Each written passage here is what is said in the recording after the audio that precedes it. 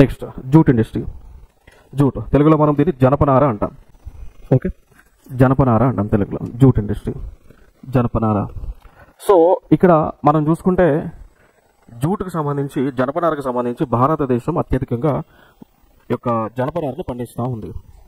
అయితే ఈ జనపనారని భారతదేశంలో చూసుకుంటే ఎక్కువగా ఏ ప్రాంతంలో పండిస్తున్నారు అంటే వెస్ట్ బెంగాల్లో పండిస్తూ ఉన్నారు. సో దాదాపు ఇండియా మొత్తంలో 100% అనుకుంటే 90% జనపనారని మనకి వెస్ట్ బెంగాల్లోనే పండిస్తూ ఉన్నారు. ఆ వెస్ట్ బెంగాల్లో కూడా ఒక ప్లేస్ ఉంటుంది, హుగ్లీ రివర్ అంటాం. సో ఈ హుగ్లీ రివర్ పరివాహ ప్రాంతంలో ఉన్నటువంటి రైతులందరూ కూడా జూట్ని ఎక్కువగా పండిస్తూ ఉన్నారు. క్లియర్? సో జూట్ ఎక్కువగా మనకు పండించేది వెస్ట్ బెంగాల్లో పండిస్తూ ఉన్నారు అండి. క్లియర్? సో 90% అంతా కూడా వెస్ట్ బెంగాల్లో. సో దాని తర్వాత మనం చూసుకుంటే మిగిలినటువంటి ప్రాంతాలు లైక్ ఆంధ్రప్రదేశ్లో మనకి విజయనగరం అని ఒక జిల్లా ఉంటుంది. ఆ విజయనగరంలో, శ్రీకాకుళం లేదు కానీ విజయనగరం ఎక్కువ. సో విజయనగరంలో గరివిడి, ఆముదాల వలస, కొత్త వలస అట్లా ప్రాంతాలు ఉన్నాయి. ఆ ప్రాంతాల్లో రైతులు కూడా జూట్ను పండిస్తారు. అక్కడనే ఈ జూట్ మిల్స్ కూడా అక్కడనే ఉన్నాయి. కొత్త వలస, తగరవప్పు వలస, ఆముదాల వలస అని పేర్లు అవి ఆ ప్రాంతాల్లో పండిస్తూ ఉన్నారు. ఈ జూట్ వల్ల మనకి బెనిఫిట్స్ ఏంటి అంటే వీ కెన్ మేక్ సాక్స్ అని, గన్నీ బ్యాగ్స్ అని, కార్పెట్స్ అని మనం మ్యానుఫ్యాక్చరింగ్ చేస్తూ ఉంటాం. క్లియర్?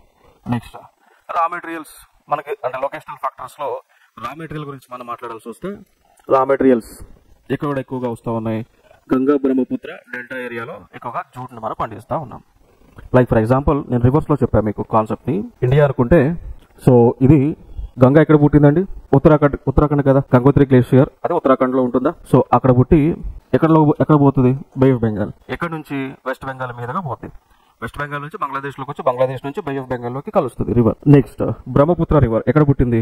లేక్ మాన్సారోవర్ దగ్గర లేదా ఆంగ్సీ గ్లేషియర్ అంటాం, ఆంగ్సీ గ్లేషియర్ దగ్గర పుట్టింది. పుట్టి దాదాపు ఒక 1600 కిలోమీటర్లు ఇండియాకి ప్యారలల్గా ప్రయాణించి అరుణాచల్ ప్రదేశ్లో యూటర్న్ తీసుకొని ఇండియాలోకి ఎంటర్. అస్సాం దగ్గర నుంచి మేఘాలయ దగ్గర గారో హిల్స్ అని ఉంటాయి. గారో హిల్స్కి సౌత్ వర్డ్ డైరెక్షన్ తీసుకొని ముందుకు వచ్చి ఎవరితో కలుస్తుంది? గంగాతో కలుస్తుంది. సో గంగాతో కలిసి ఇద్దరు కూడా కలిసి బే ఆఫ్ బెంగాల్లోకి వెళ్తారు. సో కలిసే దగ్గర ఒక డెల్టా ఫామ్ అవుతుంది.